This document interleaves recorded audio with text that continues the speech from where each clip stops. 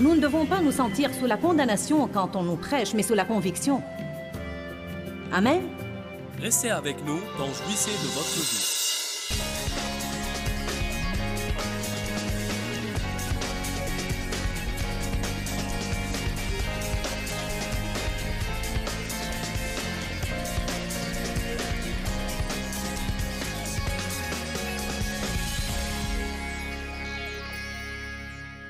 Ce soir, je vais vous parler de 7 signes de ceux qui cherchent à plaire aux hommes. Qui a jamais fait l'expérience d'être sous l'esclavage de vouloir plaire aux hommes? Amen. La première écriture que nous allons lire, c'est Actes 5, 29. Je vais tellement répéter cette écriture ce soir dans l'espoir que vous ne l'oublierez jamais. Je suis allée une fois à une église où un pasteur prêchait cette écriture pendant, je ne sais pas, à peu près 3 mois. Toutes les semaines, on entendait la même chose. Il faut obéir à Dieu plutôt qu'aux hommes. C'est ce que dit Actes 5, 29. Puis Pierre et les apôtres répondirent, « Il faut obéir à Dieu plutôt qu'aux hommes. » Ils étaient menacés et on leur interdisait d'enseigner le nom de Jésus et le cas échéant, un malheur allait leur arriver. Ils ont répondu, « Il faut obéir à Dieu plutôt qu'aux hommes. Il faut obéir à Dieu plutôt qu'aux hommes. Il faut obéir à Dieu plutôt qu'aux hommes. » Maintenant, ce serait bien si Dieu ne voit pas de problème dans ce que les gens nous demandent de faire. Mais nous devons être prêts à prendre une décision.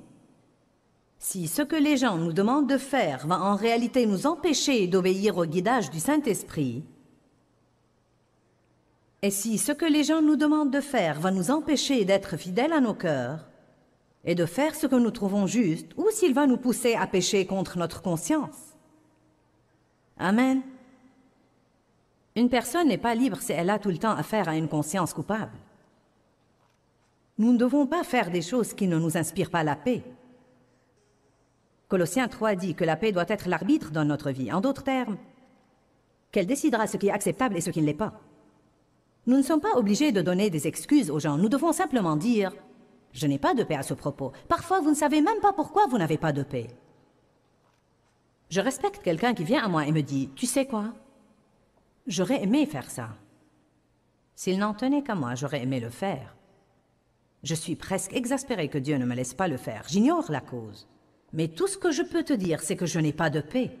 Je ne contesterai pas ça. N'essayez pas de persuader les autres de faire des choses qui ne leur inspirent pas de paix. Amen? Je vais le dire à nouveau.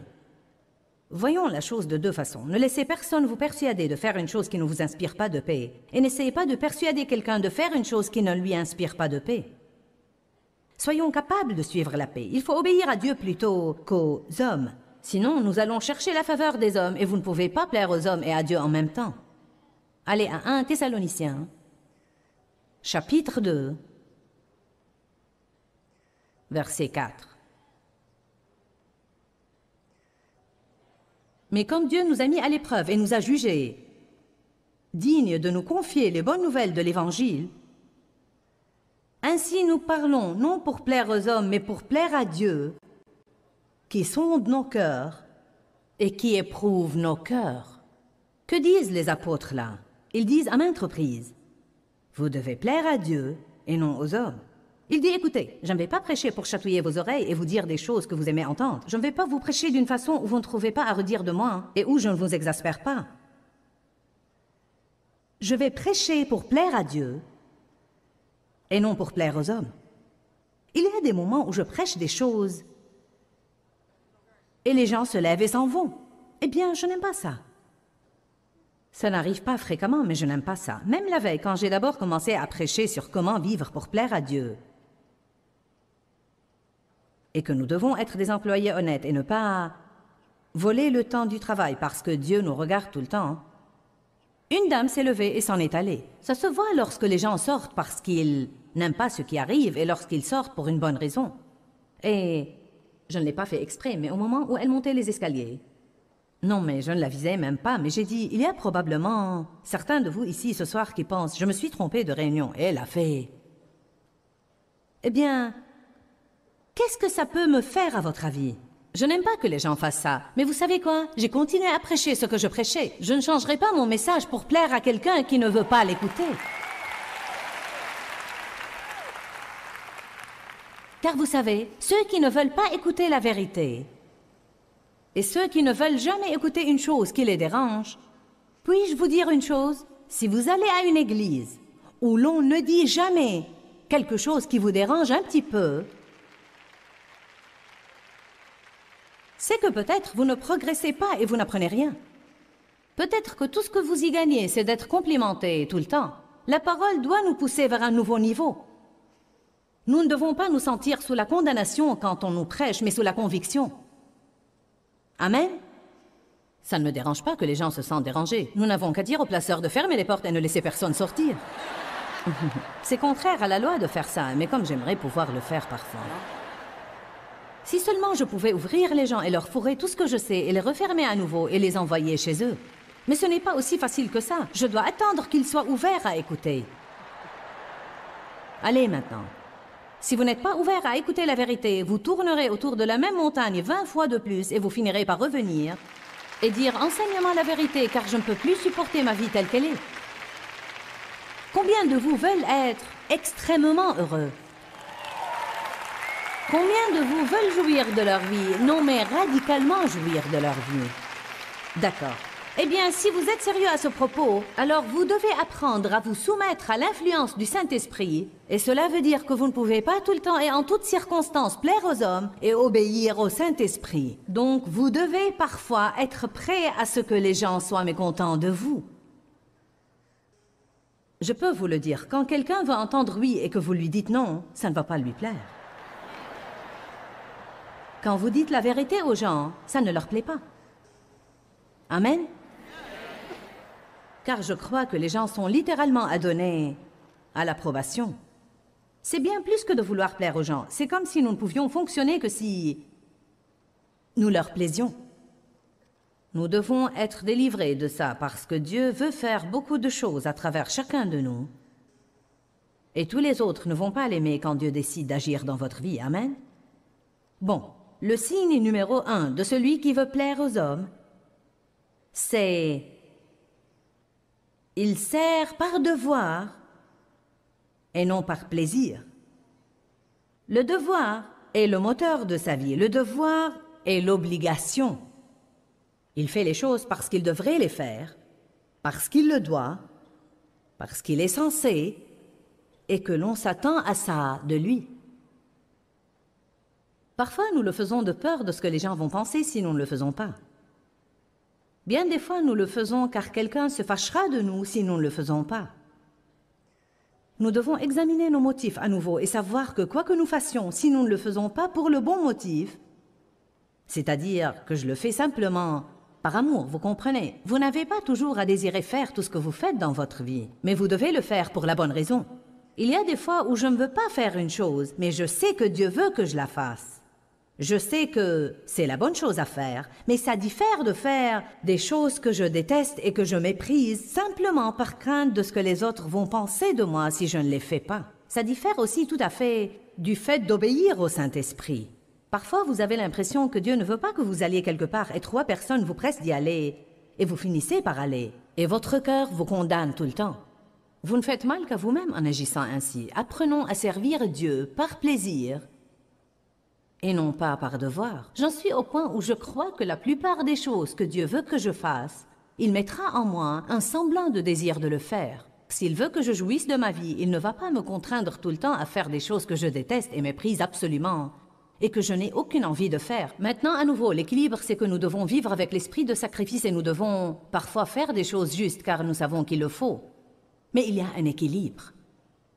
Si je fais une chose pour le Seigneur parce que je sens que c'est bien, à ce moment-là, Dieu est content et j'ai la joie.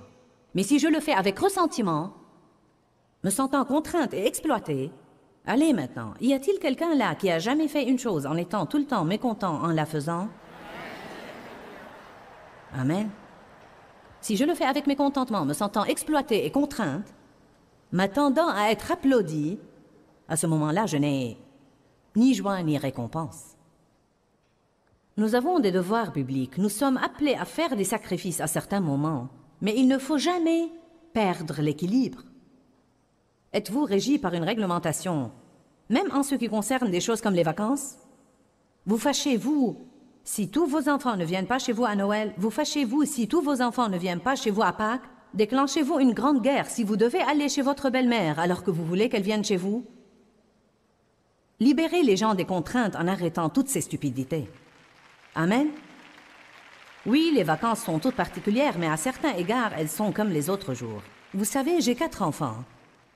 Et je ne sens pas que je dois piquer une crise s'ils ne peuvent pas être partout où je veux qu'ils soient tout le temps. Nous venons de dire que nous sommes aux portes de Pâques. Et bien sûr, le temps que vous voyez ça à la télévision, nous n'allons plus être aux alentours de Pâques. Mais en ce moment, nous le sommes. Et nous n'en avons même pas discuté en famille jusqu'à présent. Et j'ai dit à une de mes filles, « Alors qu'allons-nous faire à Pâques ?» Et elle a dit, « Je ne sais pas, que veux-tu faire ?» Et j'ai dit, « Je ne sais pas, que veux-tu faire ?» Elle a dit, « Eh bien, je cuisinerai si vous voulez venir. » Et mon autre fille a dit, « Oh, je ne sais pas si je veux venir. Peut-être que je resterai à la maison. » Puis l'autre a dit, « Tu veux rester seule à la maison à Pâques ?» J'ai dit, « On ne sait pas où l'un va être et où l'autre va être. » J'ai dit, « Nous attendrons que ça approche pour décider. Vraiment, c'est comme, quel que soit ce que chacun veut faire, ça va. » En fait, nous sommes tellement habitués à mettre une pression sur les gens qu'ils... Dites-moi, combien de vous finissent par aller, je veux que vous soyez honnête, combien de vous, surtout à Noël, finissent par courir ça et là, de maison en maison en maison, et vous finissez même par ne pas jouir de toute la saison des vacances, car tout ce que vous faites, c'est satisfaire des besoins et des attentes. Combien de vous s'endettent pour aller dépenser un tas d'argent sur des personnes qu'ils n'aiment même pas?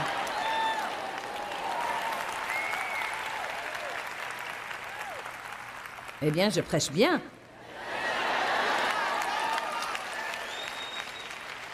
Vous dites, je pensais que j'allais entendre un sermon de la Bible. Vous entendez un sermon de la Bible? Pensez-vous que Dieu approuve le fait que vous vous endettiez et que vous remboursiez des cartes de crédit toute l'année pour acheter des cadeaux à des gens que vous n'aimez même pas?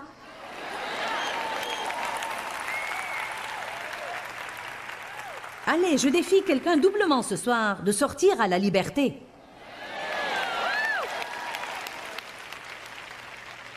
Vous devez être une bénédiction aux autres et ne pas les blesser, mais vous ne devez certainement pas vous endetter et passer toute l'année à essayer de rembourser. Quel mal y a-t-il à dire aux gens, vous savez quoi, j'essaye de m'acquitter de mes dettes. Et cette année, nous n'allons pas offrir des cadeaux de Noël. J'espère que vous allez tous comprendre. S'ils se fâchent, c'est leur problème, pas le vôtre.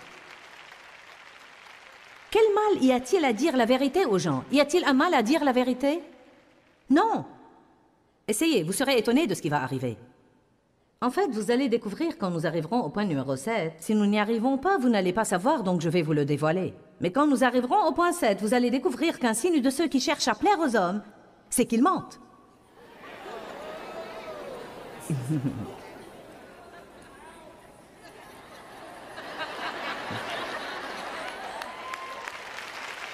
Ils disent qu'ils aiment des choses qu'ils n'aiment pas.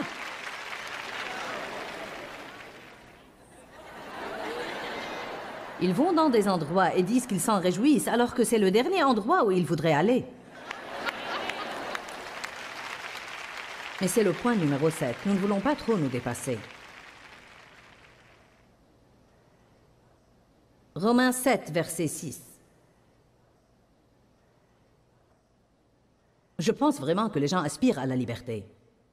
Mais pas la liberté de faire tout ce que vous voulez faire tout le temps. Nous sommes appelés à être altruistes et nous devons faire des choses pour les autres. Mais faisons-les pour un bon motif et avec une bonne attitude. Si je vais faire quelque chose pour vous de bon cœur, je ne dois pas le faire en murmurant dans votre dos. Dieu soit loué. Oh, les saints ont l'air nerveux ce soir.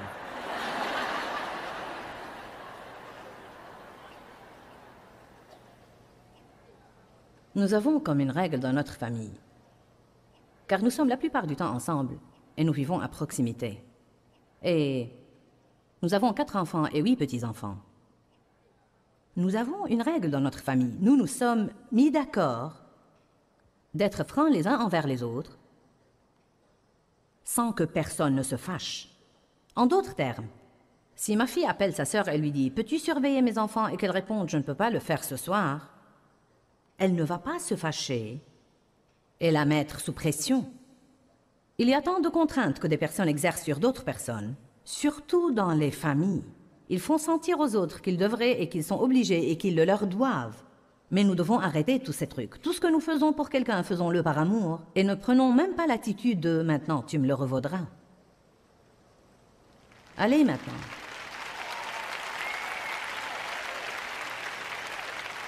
Lundi, je dois aller à certains endroits et j'ai demandé à Laura si elle voulait m'accompagner. Et puis nous irons manger quelque part. Puis j'ai dit à mon autre fille qui a les jumeaux, tu peux nous accompagner. Nous aimerions t'avoir si tu peux venir, mais tu n'y es pas obligé. Fais tout ce qui t'arrange. Tu es libre.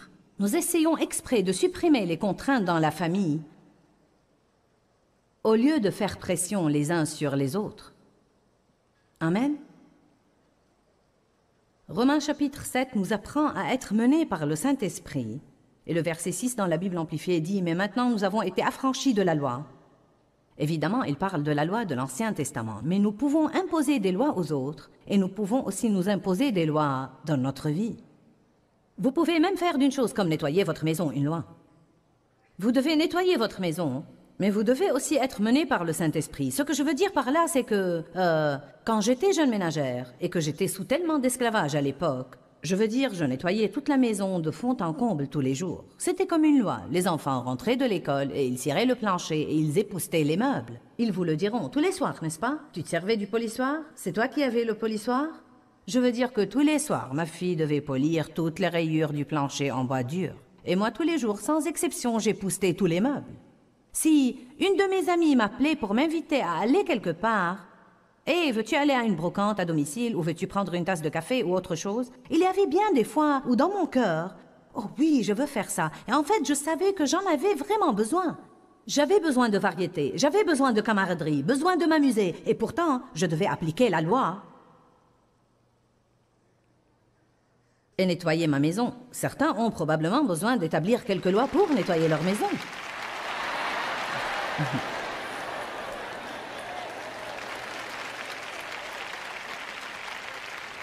Ce frère là-haut fait du coude à sa femme et fait du coude à sa femme. Il pense probablement, Joyce, tais-toi, ne lui dis pas qu'elle ne doit pas nettoyer la maison. Vous n'avez pas besoin d'établir une loi pour ça, mais vous devez avoir la discipline. Évidemment, si je sortais pendant 4 jours et que ma maison était dans un état déplorable, à ce moment-là, je dois me discipliner et ne pas suivre mes émotions. Mais en même temps, je n'ai pas à nettoyer la chose tous les jours sans exception. Il y avait des moments où mes enfants voulaient que je vienne jouer avec eux et je ne voulais pas arrêter mon travail et jouer car j'étais vraiment légaliste. Et j'étais un bourreau de travail. Et parce que j'étais légaliste et bourreau de travail, je ne savais pas être menée par le Saint-Esprit. Puis-je vous dire que le Saint-Esprit veut vous mener en toutes choses, de vos finances, à votre travail, à votre habillement, à ce que vous faites ou ne faites pas pour les autres. Je veux dire que le Saint-Esprit veut envahir votre vie et il veut se mêler de tous ces menus détails. Il ne veut pas simplement s'occuper du côté spirituel de votre vie et traiter avec vous pour 2 heures le dimanche matin, mais il veut intervenir dans votre lundi, mardi, mercredi, jeudi, vendredi, samedi et dimanche. Pour moi, le côté passionnant d'être chrétien, c'est d'être mené par le Saint-Esprit en toutes choses. Si je possède une chose et que Dieu me pousse à la donner, je la donne. Si je vais au restaurant et que Dieu me pousse à payer le dîner de quelqu'un que je ne connais même pas, je le fais. Si Dieu me pousse à... Parfois, quand je commence à travailler sur un livre, je travaille si dur et si longtemps sur mon ordinateur que tout, d'ici jusque-là, n'est que douleur et souffrance. Et pourtant, je vais le finir. Et croyez-moi, parfois, j'ai même vraiment besoin d'aller aux toilettes. Et je ne me lève même pas pour y aller, car... Eh bien, vous savez quoi? C'est parfois un sacrifice pour moi que d'obéir au Saint-Esprit, rien que pour me lever. Mon chiropracteur me dit, lève-toi au moins 1 fois par heure et étire tes muscles et fais un peu de ceci et un peu de cela, car c'est dur pour ton dos, Joyce, si tu restes assise là pendant des heures dans cette position à faire ça. Voyez, il y a même des petites choses auxquelles vous ne pensez peut-être pas et qui, si vous ne suivez pas les conseils du Saint-Esprit, peuvent vous rendre malade et vous faire du mal.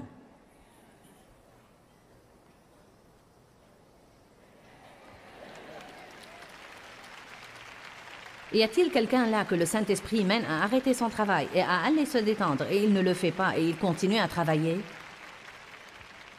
Mon petit-fils qui a 8 ans a levé la main. Je ne crois pas.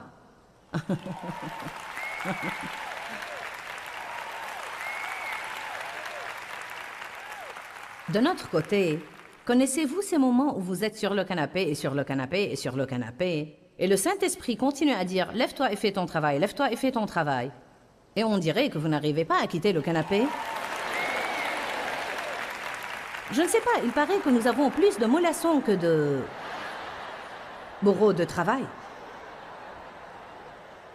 Romains 7,6 dit « Mais maintenant nous avons été affranchis de la loi et nous avons terminé toute relation avec elle, étant morts à ce qui nous tenait captifs. » Donc maintenant, nous ne servons plus en obéissant au régime de règles écrites, mais en obéissant aux incitations du Saint-Esprit en nouveauté de vie. Avez-vous l'impression d'être coincé dans toutes les choses que vous avez à faire? J'ai quelqu'un là à qui prêcher, amen?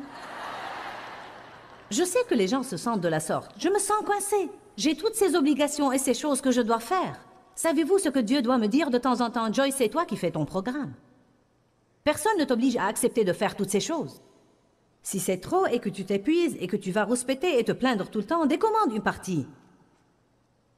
Non est un mot ouin. Alléluia.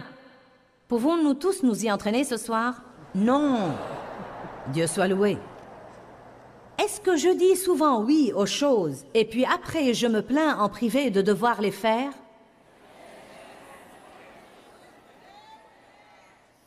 Oh, j'ai été mauvaise en ça. Vous savez, dans la Bible, Paul dit que votre oui doit être oui et que votre non doit être non. Vous pouvez comprendre beaucoup de choses de ça. Je suis sûre que dans une certaine mesure, il fait allusion à tenir parole, mais aussi, et je l'enseigne ainsi, que ce que Paul dit, c'est que si mon cœur dit oui, ma bouche peut alors dire oui, et que si mon cœur dit non, ma bouche doit alors dire non. Et non pas aller contre mon cœur qui dit ne le fais pas pour dire « Oh oui, Dieu soit loué, je vais le faire ». Et dès que les gens sont partis, je dis « Si seulement je n'avais pas à faire ça, gna. Puis quand vient l'heure de le faire, j'en ai ras-le-bol de ça, je me sens si contraint. Tout le monde m'exploite et se sert de moi. Eh bien, c'est la faute à qui? Allez, je vous pose une question ce soir. C'est la faute à qui si vous sentez comme ça? Ce n'est pas la faute aux autres. C'est que vous n'êtes pas disposé à leur déplaire en leur disant simplement non. Nous avons parlé des 7 signes de ceux qui veulent plaire aux hommes. Donc, voulez-vous plaire aux hommes ou plaire à Dieu? C'est important d'être obéissant à la volonté de Dieu dans votre vie. Trop souvent, être dans la volonté de Dieu ou simplement plaire à Dieu veut dire ne pas plaire aux gens qui nous entourent. Mais soyez fermes, soyez forts et ne fléchissez pas sous les critiques et les jugements des autres. Nous ne pouvons pas contenter tout le monde tout le temps. Mais si nous nous proposons dans nos cœurs de contenter Dieu, nous accéderons à un nouveau niveau de joie dans notre vie. Dieu vit en nous. Et donc, s'il est content de ce que nous faisons, nous serons contents nous aussi de ce que nous faisons. Quand, Seigneur, quand? Dans ce livret, Joyce Meyer vous apprend à faire confiance au temps de Dieu. Pour obtenir ce livret gratuitement, écrivez-nous à Joyce Meyer, boîte postale 40095-6300 Larnaca, Chypre. Ou bien visitez notre site web www.joycemeyer.org/fr.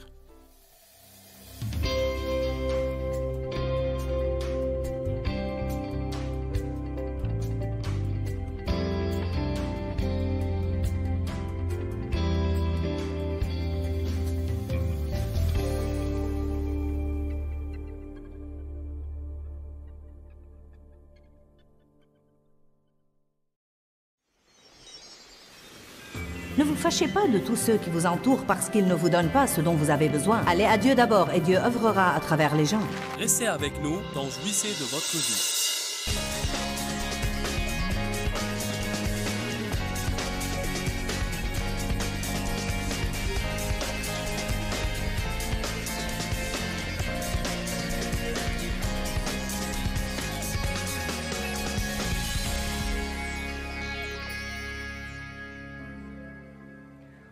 Vous savez, dans la Bible, Paul dit que votre oui doit être oui et que votre non doit être non. Vous pouvez comprendre beaucoup de choses de ça. Je suis sûre que dans une certaine mesure, il fait allusion à tenir parole, mais aussi, et je l'enseigne ainsi, que ce que Paul dit, c'est que si mon cœur dit oui, ma bouche peut alors dire oui, et que si mon cœur dit non, ma bouche doit alors dire non. Et non pas aller contre mon cœur qui dit ne le fais pas pour dire « Oh oui, Dieu soit loué, je vais le faire ». Et dès que les gens sont partis, je dis « Si seulement je n'avais pas à faire ça, gna gna gna. » Puis quand vient l'heure de le faire, j'en ai ras-le-bol de ça, je me sens si contraint. Tout le monde m'exploite et se sert de moi. Eh bien, c'est la faute à qui?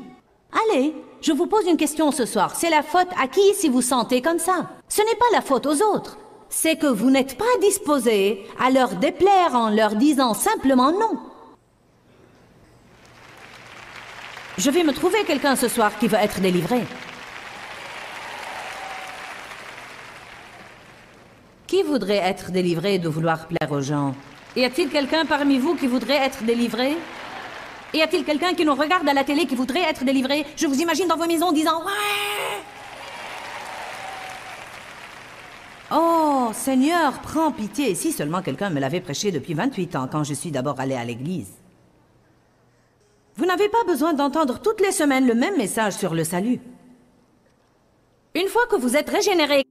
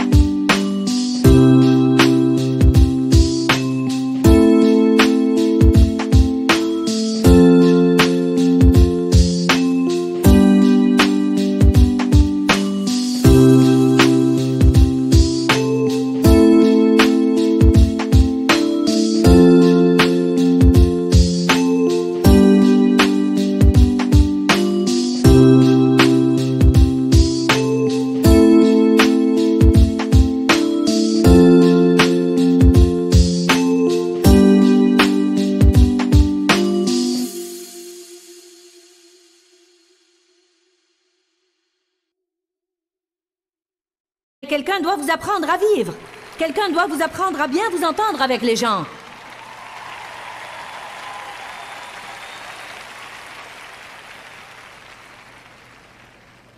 Combien de choses je fais de crainte que si je ne les faisais pas, personne ne les fera? Combien de choses je fais de crainte que même si je laissais quelqu'un d'autre les faire, il ne les fera pas aussi bien que moi?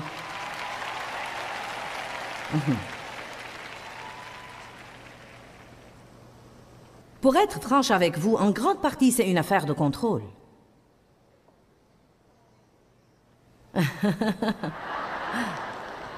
Oui, mais ce sera un aïe, alléluia. Vous pouvez dire aïe ce soir, mais dans quelques semaines, vous direz alléluia, j'ai été libéré. Nous devons vraiment y penser. Combien de choses que je fais, je les fais car je veux simplement contrôler. C'était un des problèmes de ma vie. Ma personnalité veut veiller à ce que tout soit fait de la façon qui me plaît. J'ai eu du mal à abandonner des trucs, mais j'ai finalement trouvé que je devais soit le faire, soit mourir, un des deux. J'ai l'impression qu'il y a des personnes ici qui sont dans la même situation. C'est comme, soit que je vais avoir à abandonner quelques trucs et arrêter d'essayer de tout faire moi-même, soit que je ne vais pas pouvoir continuer. Eh bien, mes chers, Dieu va désigner des gens pour vous aider, mais vous devez avoir la révélation qu'ils ne le feront pas exactement à votre manière, mais ça ne sera pas faux. Différent n'est pas faux.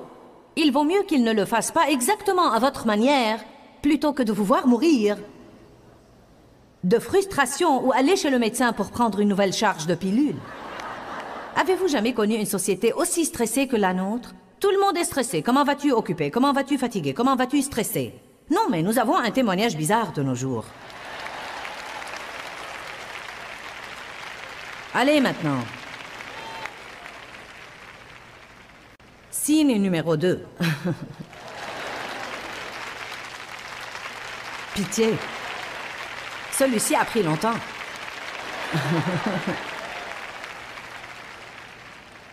Le second signe de celui qui veut plaire aux hommes, c'est qu'il met ses besoins légitimes de côté rapidement et régulièrement. Nous avons tous des besoins, surtout émotionnels. Les nier va finalement nous créer une situation explosive. Je veux que vous sachiez que j'ai besoin d'une bénédiction moi-même. J'ai besoin d'un jour de congé. Parfois, je dis à Dieu, Dieu, j'ai besoin d'une surprise. Dites à Dieu ce dont vous avez besoin. N'ayez pas peur de dire à Dieu ce dont vous avez besoin. Dieu, j'ai besoin d'une étreinte. Dieu, j'ai besoin d'une surprise. J'ai besoin d'une bénédiction. J'ai besoin de quelqu'un qui m'aide. J'ai besoin de quelqu'un qui fasse quelque chose pour moi. Ne vous fâchez pas de tous ceux qui vous entourent parce qu'ils ne vous donnent pas ce dont vous avez besoin. Allez à Dieu d'abord et Dieu œuvrera à travers les gens. Nous avons déjà discuté de ça. Dieu nous a tous créés pour avoir besoin d'amour, de coopération, de lien avec les autres, d'encouragement, de quelqu'un à qui se confier, de quelqu'un à qui parler. Nous avons besoin d'être acceptés, nous avons besoin d'approbation, nous avons besoin de joie. Vous devez arrêter de nier que vous avez besoin de ces choses-là. Alors que vous faites tout pour les autres et que vous finissez par être plein d'amertume et de ressentiment car vous vous sentez exploité. Amen. De temps en temps, je m'entends dire des choses comme « J'ai vraiment l'impression que tout le monde prend et qu'il ne me reste rien de moi. Je me sens dépourvue. » Eh bien, je suis la seule à pouvoir arranger ça. C'est la chose dont nous n'aimons pas assumer la responsabilité parfois. Allez, je vous dis quelque chose que vous devez savoir. Parfois, nous voulons blâmer, mais nous sommes les seuls à pouvoir arranger la situation et ce que nous devons faire, si nous avons besoin d'une chose, c'est que nous devons trouver le temps de la laisser se réaliser dans notre vie. Si vous avez besoin de vous amuser, arrêtez le travail pour un jour et allez vous amuser. Amen. Combien de vous connaissent des personnes qui encouragent?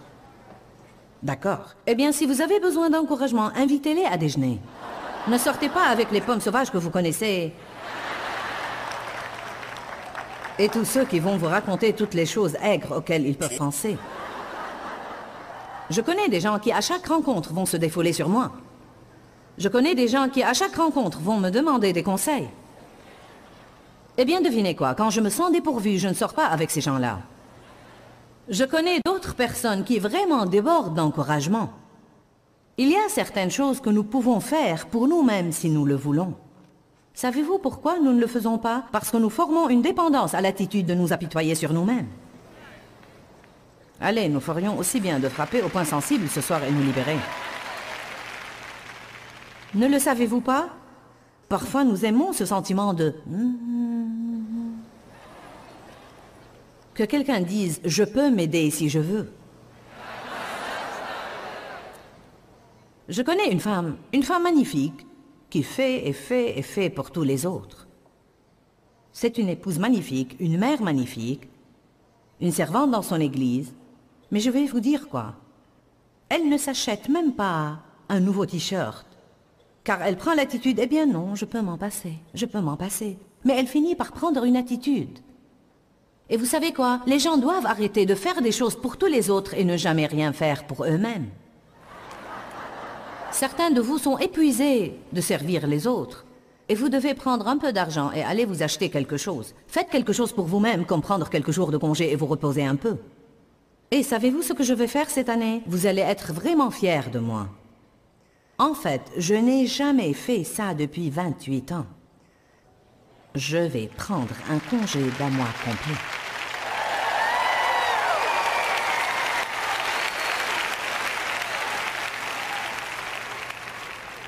Je vais faire un énorme effort pour ne rien faire.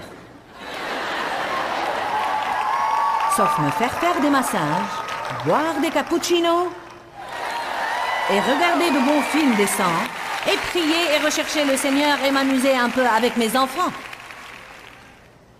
Peut-être que j'écrirai un peu tous les jours, je ne sais pas. Non. Vous ne savez pas combien il m'était difficile de prendre cette décision, car nous pensons que la chose ne marchera pas si nous partons. Parfois, nous ne sommes pas tout à fait aussi importants que nous le croyons, amen. Alléluia. N'est-ce pas étonnant comment maintenant vous devez avoir ce portable allumé 24 heures sur 24 et le garder à votre chevet? Je n'avais jamais su que j'étais si importante avant d'avoir un portable.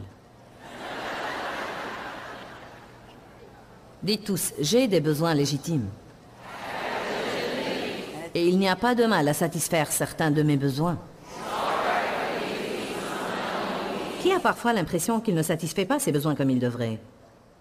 Bon, je crois que nous commençons à penser que c'est spirituel de nous priver de tout. La Bible dit bien, niez-vous vous-même. La Bible dit bien, ne menez pas une vie égoïste.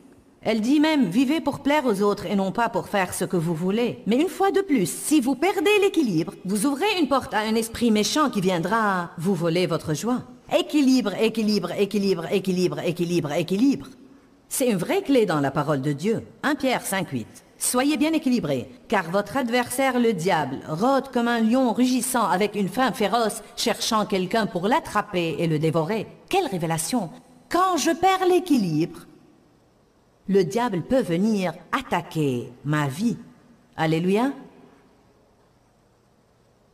Dave aime aller au terrain de golf et il aime regarder le sport. Au début de notre mariage, je piquais une crise chaque fois qu'il voulait me quitter. Et nous avions des problèmes tout le temps. Maintenant, nous avons atteint un bon équilibre. Dave aime faire ça. Et 1 ou 2 soirs par semaine, il peut aller jouer au golf pour 2 heures et frapper la balle. Il se peut parfois qu'il y ait un autre soir ou 2, ou peut-être pas dans la même semaine. Ou peut-être une saison comme quand, je ne sais pas, une sorte de... Quel était ce truc relatif au basketball? NCAA avait lieu. Je n'arrive pas à retenir toutes ces initiales. NCAA, que veut dire tout ça? Je sais, mais vous avez aussi le TPC et le quoi? Ils ont tous des initiales différentes. Je ne peux pas les retenir. En tout cas, il aime tous ces trucs et moi pas. Cela m'exaspérait car il aimait ce que je n'aimais pas et il n'allait pas être à mes côtés tout le temps. Mais maintenant, nous avons atteint un équilibre. C'est comme, tu sais quoi? Hé, je veux rester seule. Pourquoi n'irais-tu pas?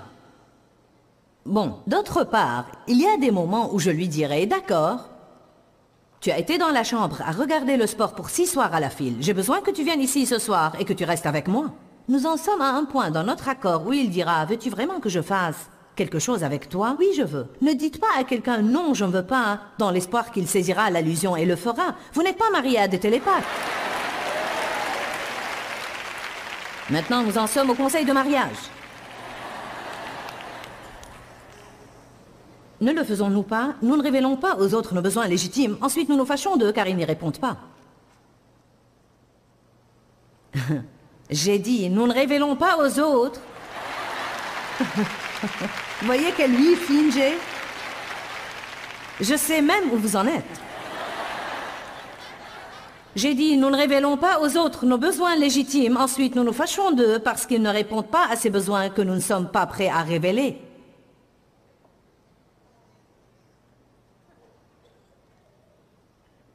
Merci, je vais prendre autant d'encouragement que je peux.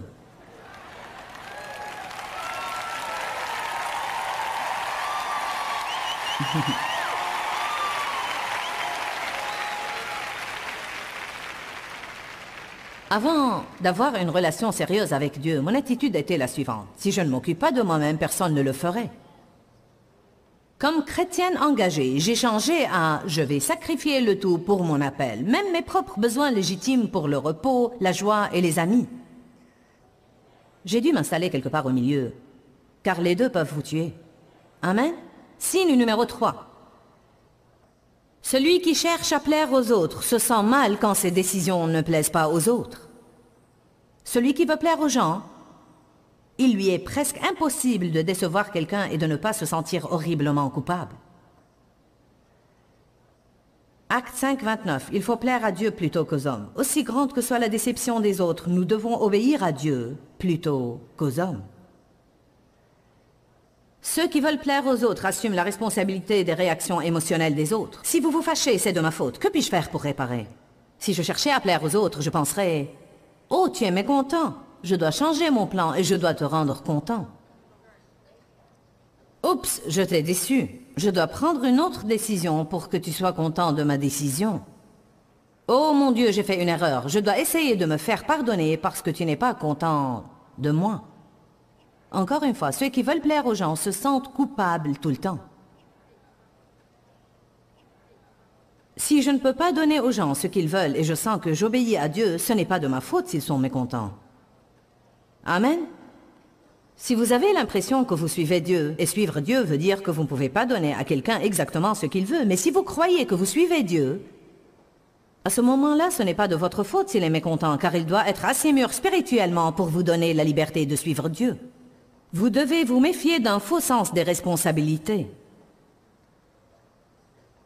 Allez maintenant. Ça a aussi été un problème dans ma vie dont j'ai eu à me libérer. Je vais vous dire quoi. Peu importe qui avait le problème, ça pouvait être une personne qui connaît une personne qui connaît une personne, qui me le raconte, et tout à coup, je pense que je dois le résoudre. Mais je surmonte ça. Je suis en train de surmonter ça depuis 10 ans, mais maintenant j'en suis à un nouveau niveau de dire non. Les gens pensent qu'ils sont les seuls à vous demander de faire quoi que ce soit. « Ah, peux-tu seulement faire ça pour moi? Je ne voulais pas te déranger, mais si tu pouvais juste me rendre cette faveur. » Oui, je peux rendre certaines faveurs, mais je ne suis qu'une personne et je ne peux pas tout faire. Même dans des conférences comme ça, des gens viennent et ils pensent qu'ils vont pouvoir parler avec moi ou avec n'importe quel autre pasteur. Et tous veulent que tu leur signes tout ce qu'ils ont et prendre des photos. Savez-vous quoi? Ça me manque vraiment. La chose dont les gens ne se rendent pas compte, c'est que j'aime faire ça, mais je ne peux pas tenir le coup physiquement. Parfois, les gens courent là-haut et me disent « Oh, s'il te plaît, peux-tu signer ma Bible? Peux-tu signer ma Bible ?» Et je dois dire « Tu sais quoi? Si je le fais pour toi, je dois le faire pour tout le monde. » Vous ne devez jamais vous fâcher de quelqu'un qui vous dit la vérité comme ça. Ne faites pas ce genre de pression sur les gens. Ne culpabilisez pas les gens parce qu'ils ne peuvent pas vous donner ce que vous voulez. Amen. Ce n'est pas de moi que vous avez besoin. Vous avez besoin de Jésus et je suis là pour vous dire ça. Ça ne va pas rendre votre Bible plus précieuse si je la signe. Dieu soit loué, je suis contente que vous m'aimiez et que vous veuillez me rencontrer et toutes ces choses-là. Et j'aime avoir l'occasion de rencontrer les gens et d'être avec eux. De temps en temps, quand je fais une petite réunion, je m'en réjouis car je peux toucher les gens et les voir. Ne vous fâchez pas des prédicateurs, ils se croient trop importants pour s'associer au peuple. Non, nous désirons rester vivants.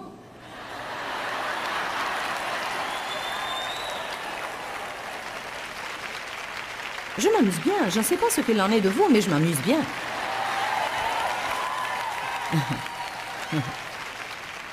Si vous avez un faux sens des responsabilités, voilà ce que vous allez avoir. Une perte de joie et une pression permanente. Amen. Signe numéro 4.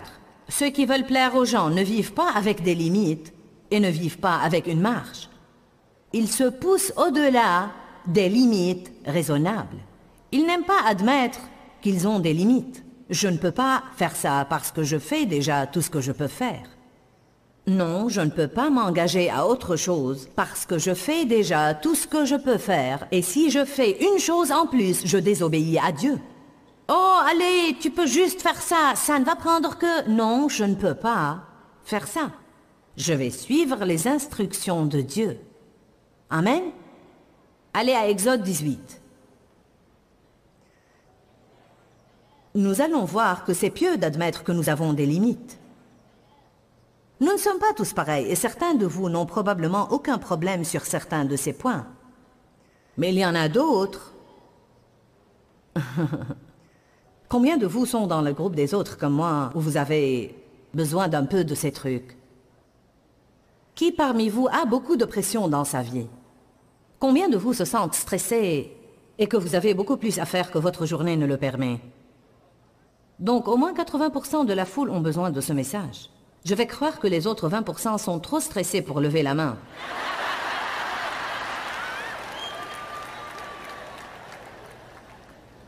Car je crois que c'est pour tout le monde.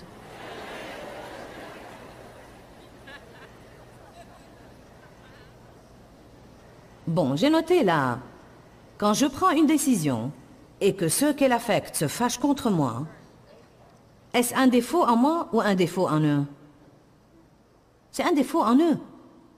Mais si vous avez ce faux sens des responsabilités, vous assumerez la responsabilité. Ceux qui cherchent à plaire aux autres ne savent pas vivre avec des limites. Exode 18, 14, c'est arrivé à Moïse. Quand le beau-père de Moïse vit tout ce qu'il faisait pour le peuple, cela peut être vos amis, cela peut être vos enfants, cela peut être votre patron, cela peut être à l'église. Savez-vous que vous pouvez même exagérer en faisant trop de choses à l'église? Triste à dire, mais si nous trouvons quelqu'un de travailleur, parce qu'il y a tant de besoins et que nous avons tellement besoin d'aide, c'est très facile d'appeler toujours celui qui, vous savez, vous dira « Oh, tu peux compter sur moi, au moins jusqu'à ma mort, qui ne tardera peut-être pas si je continue comme ça. » Qu'est-ce qui arrive à des gens comme ça? Ils s'épuisent et ils ne veulent plus rien faire. Ils finissent par détester la chose et ils ne veulent plus s'en occuper à nouveau, car si jamais ils ouvrent la porte pour s'engager, ils vont être exploités. Je remets la responsabilité sur vous. Dites non, je suis en train de faire tout ce que je peux faire. Désolé, j'aimerais vous aider. Je prierai Dieu de vous envoyer quelqu'un, mais je ne peux vraiment pas faire plus que je ne fais. Donc il vit tout ce qu'il faisait pour le peuple. Et il dit, que fais-tu là avec ce peuple? Pourquoi sièges-tu seul? Et tout le peuple se tient-il devant toi depuis le matin jusqu'au soir? Moïse répondit, c'est que le peuple vient à moi pour consulter Dieu. Quand ils ont une affaire, ils viennent à moi. Et je règle le litige qu'ils ont entre eux, et je leur fais connaître les décrets de Dieu et ses lois. Et le beau-père de Moïse lui dit, ce que tu fais là n'est pas bien. Tu vas sûrement t'épuiser toi-même et le peuple qui est avec toi. Maintenant, c'est intéressant. Pourquoi le peuple serait-il épuisé? Parce que Moïse faisait tout pour lui. Voilà une révélation. Si vous faites tout au lieu d'eux et à la place de tout le monde, vous les privez à ce moment-là d'employer leurs dons et vous les privez également de jouer leur rôle. Tout le monde dans la famille doit participer. C'est ce qui vous rend une famille. Ce n'est pas bien que la mère fasse tout pour tout le monde pendant que tous les autres jouissent de leur vie et elle se tue. Et puis finit par avoir cette attitude dans son cœur. Tout ce que je fais, c'est travailler, travailler, travailler. Ce que tu fais n'est pas bien. Tu vas sûrement t'épuiser toi-même et le peuple. Car la tâche est trop lourde pour toi. Tu ne peux pas l'accomplir tout seul. Écoute ma voix, je te donne un conseil et que Dieu soit avec toi. Tu représenteras le peuple devant Dieu, portant ses affaires et ses causes devant lui, lui enseignant les décrets et les lois, lui faisant connaître le chemin à suivre et la conduite à tenir. Et puis tu choisiras des hommes capables parmi tout le peuple, des hommes intègres, craignant Dieu, incorruptibles, et tu les établiras sur des milliers, des centaines et des dizaines pour être leurs chefs. Et tu les laisseras juger le peuple en permanence. Tout ce qui a de l'importance, ils te le présenteront, mais les petites causes, ils les jugeront eux-mêmes.